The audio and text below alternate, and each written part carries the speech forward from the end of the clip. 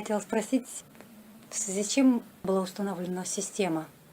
Решетка поставлена у него магическая. Он в прошлой жизни использовал свои способности для того, чтобы использовать кое-какие магические технологии, которые наносили вред. То есть он мог это использовать и для жизни, для той работы, которую он выполнял, а он использовал магию, чтобы добиваться своих целей, и это имело магический окрас. То есть он добивался с помощью магии тех результатов, для которых эта магия не предназначена, то есть некорректно это делать. Как бы приносил вред.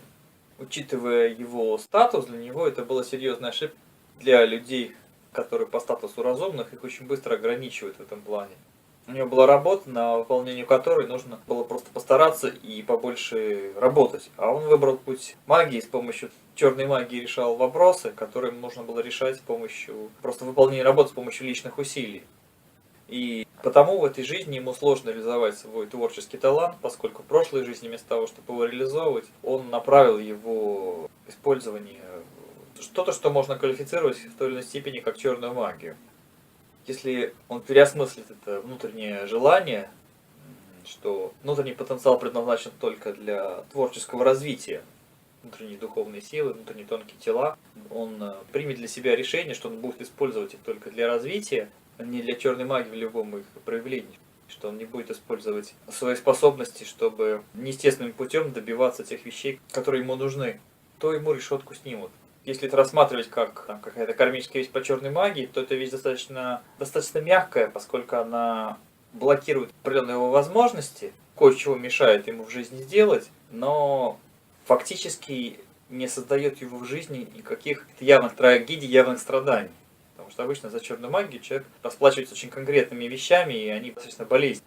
То есть для него это очень мягкий случай, поскольку он, хотя этим занимался, но не вышел за тот опасный предел, на который блоки уже они серьезно болезненные.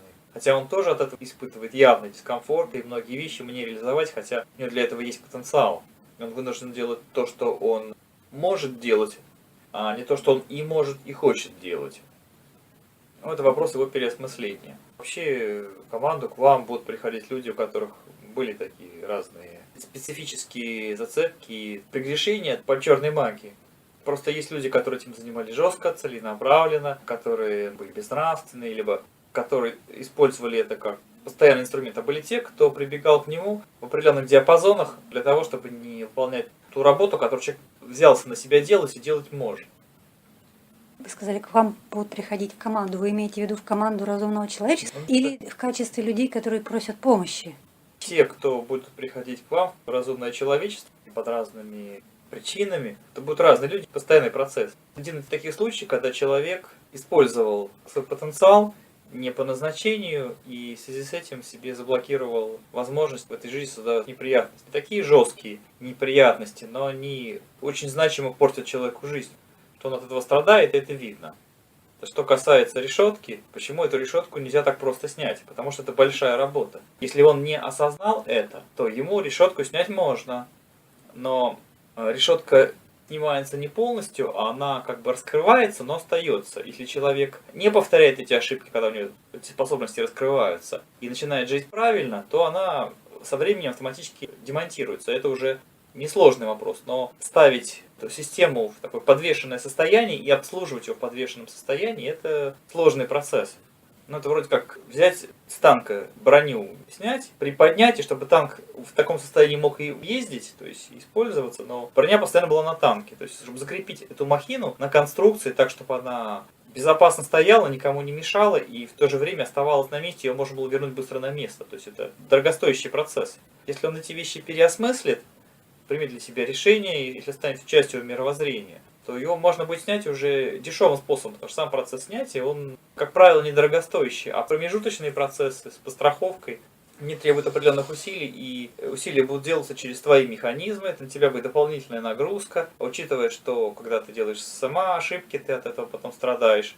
Если еще на это все наложится то, что будет с человека, то есть ты сама к нам будешь обращаться и спрашивать, почему со мной такое происходит. Будем вынуждены тебе сказать, что происходит в связи с этим. И ты будешь сомневаться, правильно ты сделала, что взяла на себя такую работу, такого человека, что взяла на себя обязанность снимания этих вещей, точнее, установка механизма в это промежуточное состояние. А есть ли хоть какие-то признаки того, что он переосмыслил и осознал поведение, и решетку можно снять? Или они недостаточно? Первое и самое явное, что человек принимает решение, что он свои способности не будет использовать ни в каких формах, связанных с черной магией. Вот если он вступает в борьбу непосредственно с черным магом один на один, то это не рассматривается. Если он не сам нападает, а на него напали, и он защищается против черного мага, механизме черной магии, то есть это не связано с третьими людьми, а связано с борьбой двух человек. Это не воспринимается как жесткое нарушение. Это ваши личные разборки, вы ответите просто своей энергией, своей силой за это. А когда черная магия используется ради достижения решений, обычно результат такой, что тот результат, который нужен для выполнения работ, в должном качестве не делается, окружающие несут потери, и происходит проблема, которую со временем нужно решать. То есть это всегда связано с проблемами, с нарушениями. Если он принимает решение, что он не использует для достижения своих целей черномагические технологии, то есть он свои способности не использует ни в каких черномагических способах, и он настраивает свое сознание так, что это невозможно, то есть ставит себе защитников. Искусственно можно поставить этих защитников. Если человек принимает решение осознанно, ему можно, например, поставить. Боится, что он подсознательно вдруг совершит что-то. Ему можно помочь с этим вопросом. Но так есть осознанно принятое твердое решение, то можно человеку помочь. Если его в принципе нет, либо человек сомневается, то сам процесс снятия полностью невозможен. Есть определенные правила корректности, потому что заново поставить что-то, это тоже дорогостоящая технология. И платить будет тот, кто взял на себя ответственность по съему. Если конструкция временная, то есть она зафиксирована еще в полевой структуре, то ее закрыть можно практически мгновенно, и это не требует особенных затрат.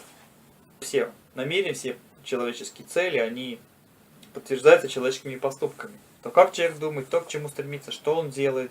Но если человек принял решение, осознанное, сильное решение, то есть твердое, и оно становится частью его убеждений, то это показатель того, что человек борется, движется в нужном направлении. Ему можно помогать, ему можно делать послабление, ему можно что-то раскрывать, то есть давать ему дополнительные какие-то условия и возможности. Это возможно тогда, когда человек приходит лечиться, когда он приходит к профессиональному магу, к экстрасенсу, к тому человеку, кто по своей деятельности, по своим способностям может эту работу провести.